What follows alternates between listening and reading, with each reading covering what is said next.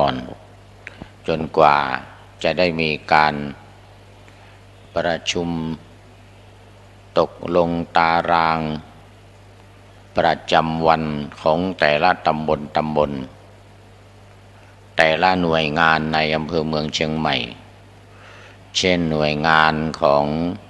สำนักงานพุทธศาสนาแห่งชาติจังหวัดเชียงใหม่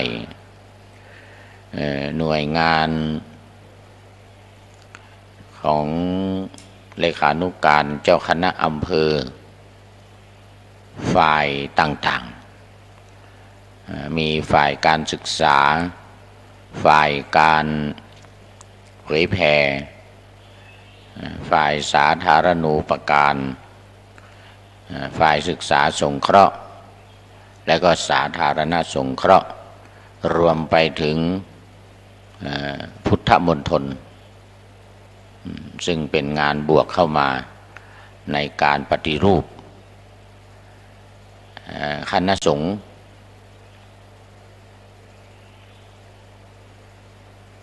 แห่งประเทศไทยจังหวัดเชียงใหม่อำเภอเมืองเชียงใหม่ทุกอำเภอทุกวัดวาอารามในประเทศไทยไม่เฉพาะในอำเภอเมืองเชียงใหม่เท่านั้นอำเภอรอบนอกทุกอำเภอจังหวัดรอบนอกทุกจังหวัดรวมทั้งในกรุงเทพมหานครด้วยซึ่งก็เป็นช่วงของการปฏิรูปกิจการคณะสงฆ์การปฏิรูปกิจการคณะสงฆ์แห่งประเทศไทยซึ่งภาระงานต่างๆก็จะมาตกอยู่ที่จังหวัดต่างๆอย่างในจังหวัดเชียงใหม่ก็จะมีคณะกรรมการแต่ละฝ่ายเช่นอย่างฝ่ายการปกครองฝ่ายการปกครองนี่ก็จะเป็นรู้สึกว่าจะเป็นท่านพระครูอาทรวิสุทธิคุณเจ้าคณะอำเภอหางดงเป็นประธานฝ่ายการศึกษาก็ท่านเจ้าคุณพระราชรัชมุนีเจ้าคณะอำเภอเมืองเชียงใหม่เป็นประธานฝ่ายการเผยแผ่ก็ท่านเจ้าคุณพระภาวนาธรรมาภิรัตน์เจ้าคณะตำบลสุเทพเขต2เจ้าวาดวัดร่ำเปิงตะโปธารามสำนักปฏิบัติวิปัสสนากรรมฐานประจำจังหวัดเชียงใหม่แห่งที่2เป็นประธานดำเนินการด้านการเผยแผ่ด้านสาธารณูปการก็ท่านพระครูวิทิตศาสนาธรรองเจ้าคณะอำเภอเมืองเชียงใหม่เป็นประธานดำเนินการแล้วก็นอกจากนี้สาธารณสงเคราะห์ก็อยู่ในสาธารณูปการการศึกษาสงเคราะห์ก็อยู่ในฝ่ายการศึกษาซึ่งก็กำลังรีบเร่งดำเนินการกันอยู่คณะสงฆ์อำเภอเมืองเชียงใหม่ก็มีวัตถุประสงค์หรือมีเป้าหมายในการที่จะนำเอากิจกรรมเหล่านี้ของคณะสงฆ์อำเภอเมืองเชียงใหม่ในแต่ละตำบล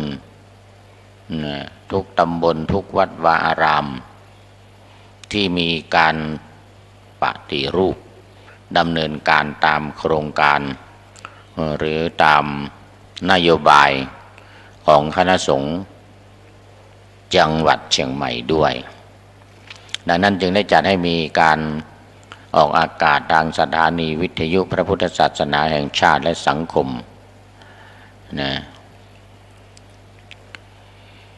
ที่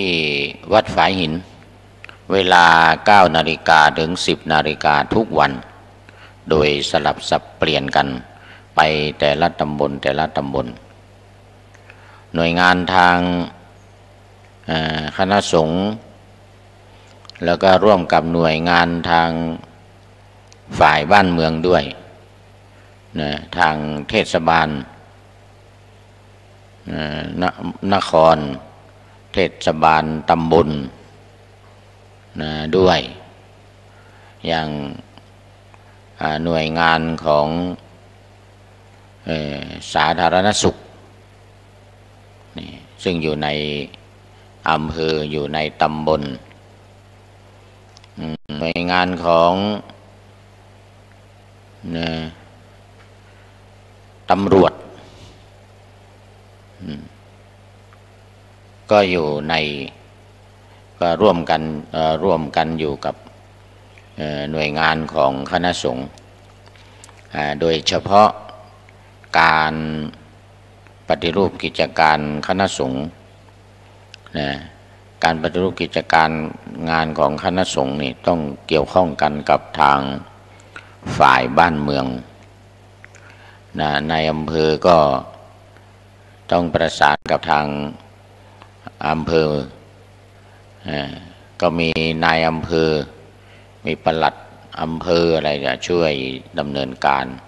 ทางเทศบาลก็จะมีนายกเทศมนตรีทางเทศบาลนครอย่างนครเชียงใหม่ก็จะมีนายกเทศมนตรีนครเชียงใหม่อย่างเงี้ยนะประสานงานซึ่งตอนนี้ทางคณะสงฆ์จะดำเนินการเองอย่างเดียวไม่ได้แล้วไม่ได้เพราะว่าจะต้องร่วมกันกับทางการบ้านเมืองด้วยโดยเฉพาะก็เรื่องของงบประมาณงบประมาณซึ่งจะต้องได้จากทางราชการบ้านเมืองทางราชการท้องถิ่นแล้วก็ราชการประจำราชการประจำก็ทางนายอำเภอกำนันผู้ใหญ่บ้านนายอำเภอกำนันผู้ใหญ่บ้านแล้วก็ในตำบลเนี่ยซึ่งก็มีทางคณะสงฆ์เราก็มีเจ้าคณะตำบลนะมีเจ้าคณะตำบลเจ้าอาวาสเจ้าคณะอำเภอรองเจ้าคณะอำเภอซึ่งคอยช่วยเหลือประสานงานนะกิจการคณะสงฆ์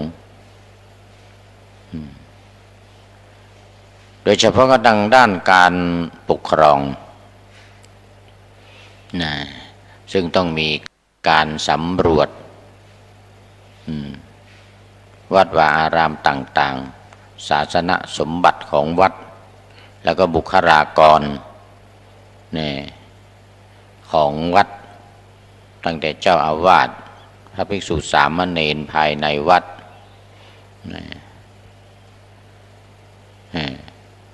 เรื่องการทำบัตรสมาร์ทการ์ดสมาร์ทแก๊สอะไรบัตรประชาชนตอนนี้ก็กำลังรีบเร่งกันในแต่ละตำบลในแต่ละวัดนอกจากนี้ก็ยังมีในเรื่องของ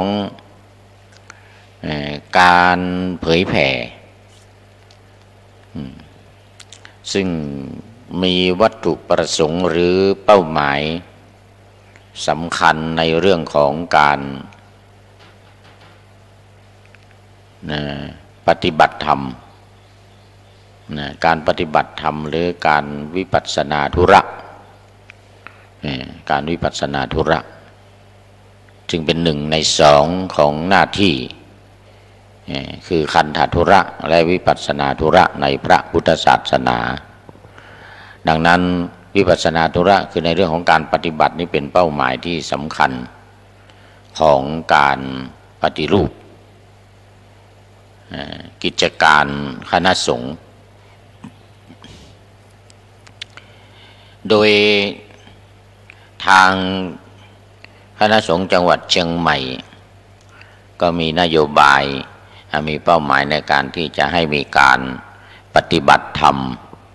นะจะให้มีการปฏิบัติธรรมกันทุกวัดทุกวัดวาอารามนะโดยเปิดวิหารเปิดศาลาหรืออุโบสถสถานที่ใดที่หนึ่งภายในบริเวณวัดให้เป็นที่การปฏิบัติธรรมกรรมฐาน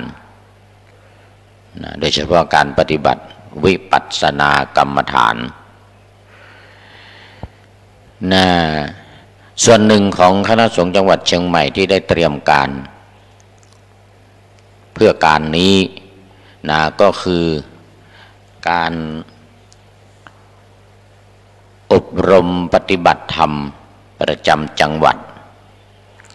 ซึ่งจัดขึ้นที่พุทธมณฑลจังหวัดเชียงใหม่เมื่อปีที่ผ่านมาทุกเดือนเดือนละ1 ครั้งสัปดาห์ที่3ของเดือนโดยมีเป้าหมายไปที่เจ้าอาวาสและพระภิกษุสามเณรภายในวัดที่จะดำเนินก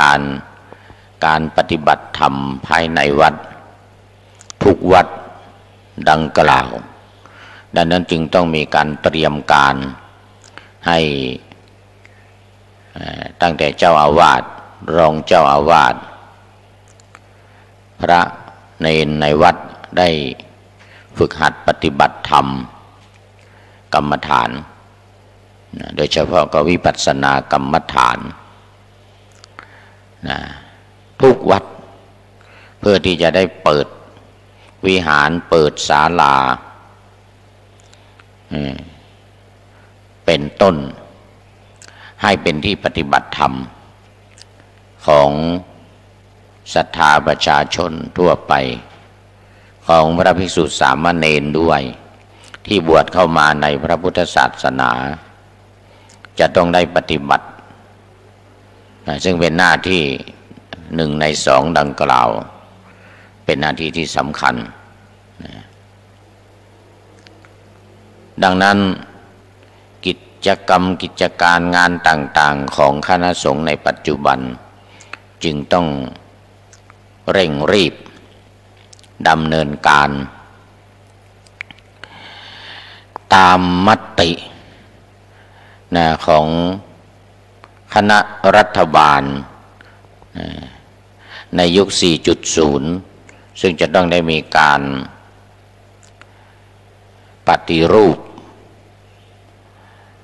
กิจการของคณะสงฆ์กิจการงานของบ้านเมืองต่างๆทุกอย่างมีการปฏิรูปหมดรวมไปถึงการเมืองด้วยซึ่งทางศาสนาทางคณะสงฆ์ของเราไม่เกี่ยวข้องไม่เกี่ยวอันนั้นก็เป็นเรื่องของทางการบ้านเมืองเขาจะปฏิรูปการเมืองกันยังไงส่วนพระสงฆ์เราจะต้องใส่ใจในการปฏิรูปกิจการคณะสงฆ์ให้เป็นปัจจุบันให้ดีขึ้นถ้าว่าไม่ทำเดี๋ยวทางการบ้านเมืองหรือคนอื่นเขาจะมาทำให้เขาจะมาทำดังนั้นก็ต้องทำเองคือทางการบ้านเมืองเขาก็จะมาทำเนี่ยแต่ว่าทางคณะสงฆ์เราก็บอกว่าจะขอทำเองก่อนเขาจะขอทำเองเมื่อสัก4 ปีที่ผ่านมา3 ปี 4 ปีที่ผ่านมาก็ปรากฏว่าทางคณะสงฆ์ก็ได้มีผู้แทน จากคณะสงฆ์เข้าไปรับงานไปประสานงานไปทำหน้าที่โดยมีท่านเจ้าคุณพระราชาคณะ3 รูปคือพระพรหมบัณฑิตพระพรหมโมลีแล้วก็พระพรหมมุนีพระพรหมมุนีทั้ง3เป็นผู้แทนของคณะสงฆ์เข้าไปรับงานประสานงานดำเนินการกับทางการบ้านเมืองแล้วก็รับงานมาดำเนินการในคณะสงฆ์ซึ่งเรียกว่าการปฏิรูปกิจการคณะสงฆ์แห่งประเทศไทยเบื้องแรกนั้นทราบว่าทางการคณะรัฐบาลเขาจะปฏิรูปพระพุทธศาสนาว่างั้นไปกันปฏิรูปพระพุทธศาสนาทางคณะสงฆ์มหาเถรสมาคมก็มีความเห็นว่าจะมาปฏิรูปพระพุทธศาสนาไม่ได้เนื่องจากว่าพระพุทธศาสนานั้นเป็นศาสนาที่องค์สมเด็จพระสัมมาสัมพุทธเจ้าได้ทรงวางรากฐานเอาไว้วางกิจการต่างๆเอาไว้ดีแล้วดีแล้วจะมาปฏิรูปก็ไม่จำเป็นไม่จำเป็นต้องมาเปลี่ยนแปลงมาปฏิรูปหลักธรรมคำสอนพระธรรมวินัยอะไรต่างๆไม่ได้แต่ก็ให้ทำได้ก็คือการปฏิรูปกิจการต่างๆซึ่งเป็นหน่วยงานที่รับสืบทอดรับสนองงานของพระพุทธศาสนาสืบทอดมาตั้งแต่อดีตจนถึงปัจจุบันเรียกว่าเป็นกิจการของพระพุทธศาสนาไม่ใช่ปฏิรูปพระพุทธศาสนาไม่ใช่ปฏิรูปพระพุทธศาสนาดังนั้นคณะสงฆ์ผู้แทนของคณะสงฆ์ก็มาตั้งคณะกรรมการประสานงานขึ้นโดยมีท่านเจ้าคุณพระราชวรเมธีวัดประยุรวงศาวาสเลขานุการรองเลขานุการเจ้าคณะภาค2รองอธิการบดีมหาวิทยาลัยมหาจุฬาลงกรณราชวิทยาลัยซึ่งมีสำนักงานใหญ่ตั้งอยู่ที่อำเภอวังน้อยจังหวัดพระนครศรีอยุธยาอำเภอลำไส้จังหวัดพระนครศรีอยุธยาที่เราเรียกกันว่ามจร.วังน้อยท่านเจ้าคุณพระราชวรเมธีก็เป็นประธานในการประสานงานดำเนินการปฏิรูปกิจการคณะสงฆ์แห่งประเทศไทยซึ่งก็ตระเวนไปทั่วประเทศวางโครงการดำเนินการกันแต่ละฝ่ายแล้วนี่ก็ตระเวนไปตรวจการไปบรรยายอย่างเมื่อปลายปีที่แล้วก็มาที่วัดพระธาตุสีจอมทองเมื่อวันที่18-19วันที่18ธันวาคมท่านเจ้าคุณพระราชวรเมธีก็มาบรรยายในฐานะที่เป็นประธานการประสานงานการปฏิรูปผู้ประสานงานการปฏิรูปกิจการคณะสงฆ์แห่งประเทศไทยกิจการของ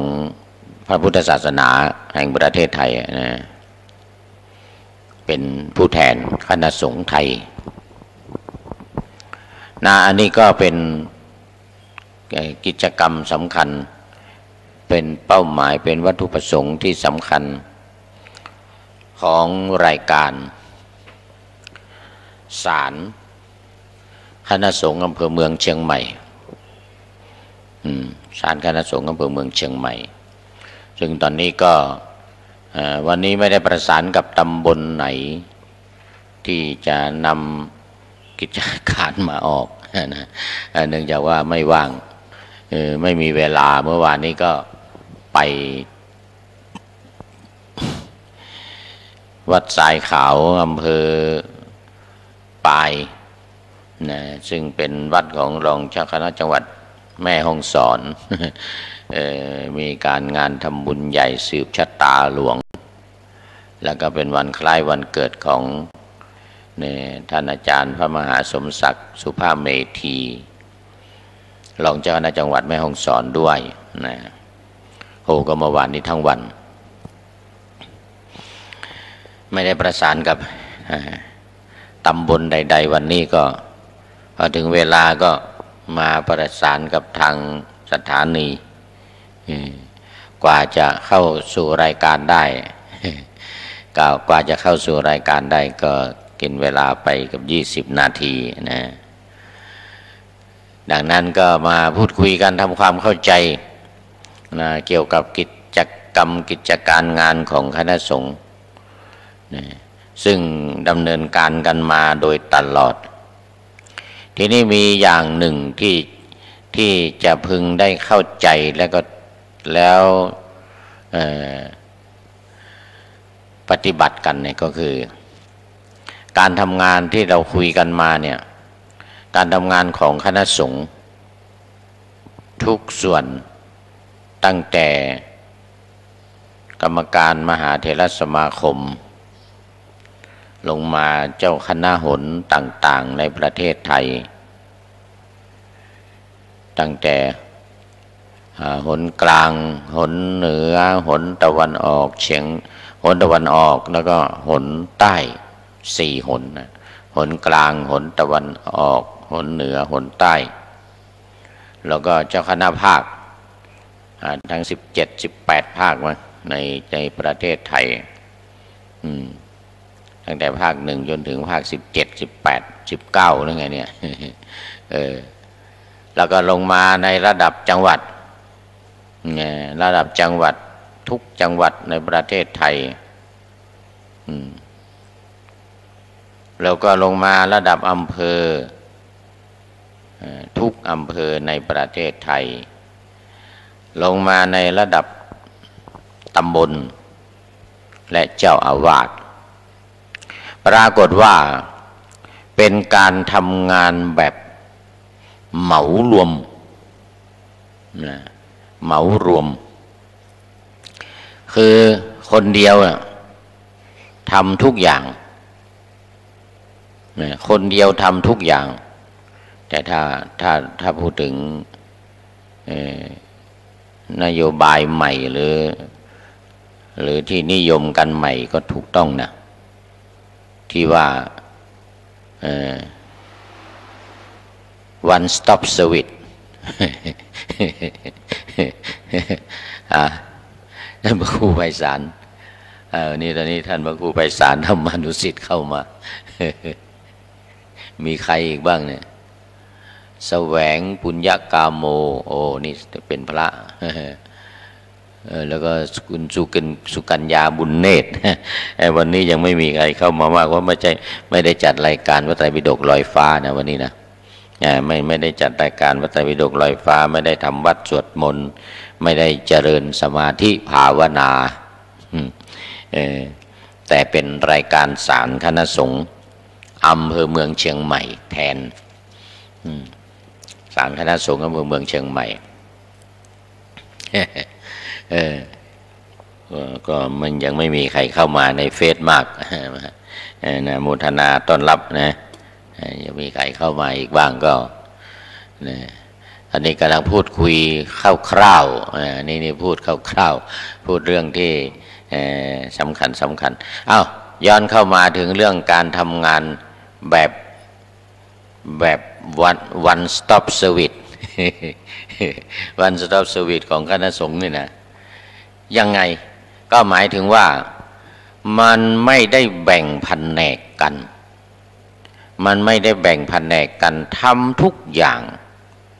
เอาเจ้าอาวาสเนี่ยเอายกตัวอย่างเจ้าอาวาสงานเอา6 ด้านการปกครองการเผยแผ่การสาธารณสงเคราะห์การศึกษาสงเคราะห์สาธารณูปการการก่อสร้างเนี่ยนะก่อสร้างภายในวัดแล้วก็ยิ่งบวกพุทธมณฑลเข้ามาอีกก็ต้องร่วมต้องรับงานหมดรูปเดียวหรือมีรองมีผู้ช่วยถ้าวัดหลวงนี่ก็จะมีรองมีผู้ช่วยเจ้าอาวาสเน็ตน้อย .com มาแล้วเน็ตน้อย .com เนี่ย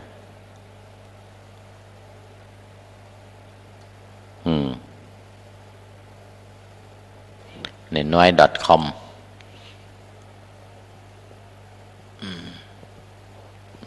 นะเข้ากล้องหน่อยเน็ตน้อย .com เข้ากล้องหน่อยนะคือคนเดียวทำทุกอย่างถ้ามีผู้ช่วยเจ้าอาวาสมีรองเจ้าอาวาสก็ช่วยกันนี่แหละทั้งผู้ช่วยเจ้าอาวาสรองเจ้าอาวาสทำทุกอย่าง ทำทุกอย่างไปเจ้าคณะตำบลก็งาน6 ด้านเนี่ยทำทุกอย่างเหมือนกันแต่อย่าลืมนะเจ้าอาวาสนี่นอกจากว่างาน6 ด้านนี้แล้วเนี่ยยังมีงานเกี่ยวกับจารีตประเพณีของวัดของชาวบ้านญาติโยมเข้ามาร่วมด้วยเช่นงานศพ มีงานศพเข้ามาอีกแล้วก็งานอะไรงานขาวงานดำ มีงานขาวอีกงานมงคลงานศพเป็นงานว่ามงคลงานมงคลเข้ามาอีกทุกอย่างเรียกว่าทำงาน24 ชั่วโมงหลับอยู่เดี๋ยวมาปลุกแล้วตอนดึกตอนดึกมาปลุกแล้วผีเข้าแล้วมีงานอะไรเจ็บหัวมัวตาเอามาเรียกพระแล้วเรียกเจ้าอาวาสช่วยอะไรได้ไปแล้วไม่ว่าจะกลางค่ำกลางคืนตอนเย็นตอนเช้าตอนกลางวันงาน24 ชั่วโมงนะ one stop service one stop service นี่เป็นอย่างนั้นตำบลก็เหมือนกันงานทุกอย่างเจ้าคณะตำบลอยู่รูปเดียวถ้าตำบลใหญ่หน่อยก็มีรองเจ้าคณะตำบลมีรองเจ้าคณะตำบลกับเลขาวิ่งกันหัวปั่นหัวหมุนอยู่งานทุกอย่างเข้ามายิ่งสมัยใหม่มาเนี่ยเห็นเลขานุการเจ้าคณะตำบลนี่บ่นกันอุบอิบเลยอี้เลย เพราะอะไรเพราะว่าต้องทำแล้วต้องติดตามงานต้องมีการประเมินผลมีการติดตามงานมีการประเมินผลนะส่งรายงาน ไม่เหมือนสมัยก่อนไม่มีหรอกโครงการอะไรต่างๆก็ไม่มีทำกันเองเดี๋ยวนี้มีโครงการที่ลงมาจากเบื้องบน โครงการนั่นโครงการนี้ขึ้นมาหมู่บ้านรักษาศีล 5อย่างนี้ โครงการหมู่บ้านรักษาศีล 5โครงการโน้นโครงการนี้เดี๋ยวนี้ก็มีวัดรัฐประชาสร้างสุขอะไรอย่างเงี้ยด้วย ระบบ5 สออย่างนี้ซึ่งมีมาเก่าแล้วมีมาเก่าแล้วอันนี้ก็มาเร่งรัดกันละต้องมีการประเมินผลมีการทำขั้นต้นขั้นกลางขั้นที่1ขั้นที่2ขั้นที่3มีการเอาสถิติหาสถิติอะไรกันเป็นเปอร์เซ็นต์เป็นเปอร์เซ็นต์70% 100%อะไรก็ว่ากันไปเนี่ยเป็นงานที่คนเดียวทำเจ้าคณะตำบลก็เจ้าคณะตำบลนั่นแหละทำทุกด้านในตำบลนี่เรื่องอำเภออีกเจ้าคณะอำเภอรองอำเภอถ้าอำเภอใหญ่หน่อยก็มีรองอำเภอ2 รูปก็แบ่งหน้าที่กันกว้างๆนะแบ่งกว้างๆแต่ว่าเวลาทำด้วยกันหมดนะแบ่งให้เป็นในเขาเรียกว่าอะไรให้เป็นกิจลักษณะเป็นทางการหรือทฤษฎีหรือทางทฤษฎีแต่ในทางปฏิบัติ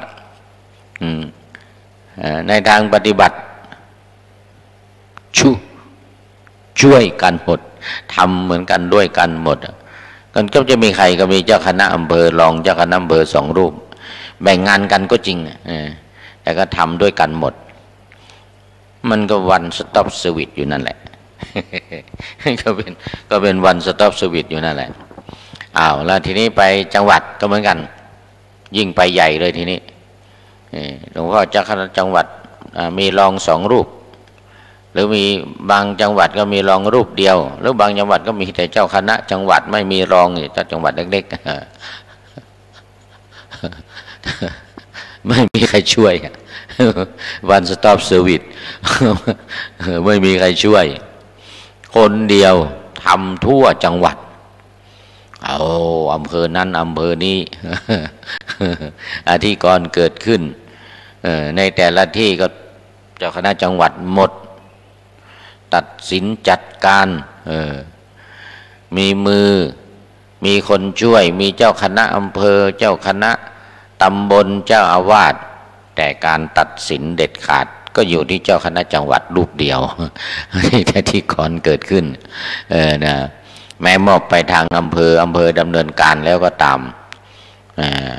เมื่อรายงานมาจังหวัดก็ต้องเป็นผู้รับผิดชอบตัดสินอย่างเงี้ยนะ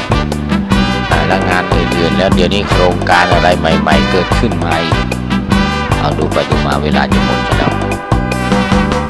หมดเวลา หมดเวลาวันนี้รายการศาลคณะสงฆ์อำเภอเมืองเชียงใหม่ได้แต่บทนะวันนี้ไม่ได้แต่บทไม่เหมือนการบ้านเมืองเขา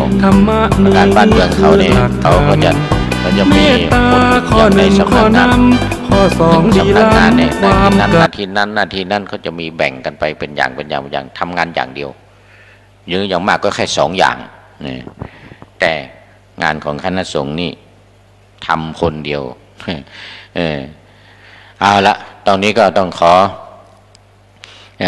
อำลาอำนวยอวยพรให้ทุกท่านมีความสุขกายสบายใจปรารถนาสิ่งใดก็ให้ได้สิ่งนั้นสมมโนรสปณิธานทุกท่านเทินขอเจริญพร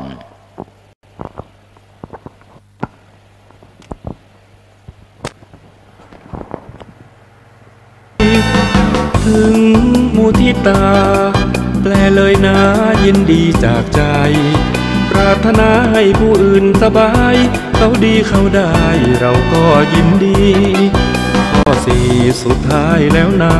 คืออุเบกขามาฟังดูสิ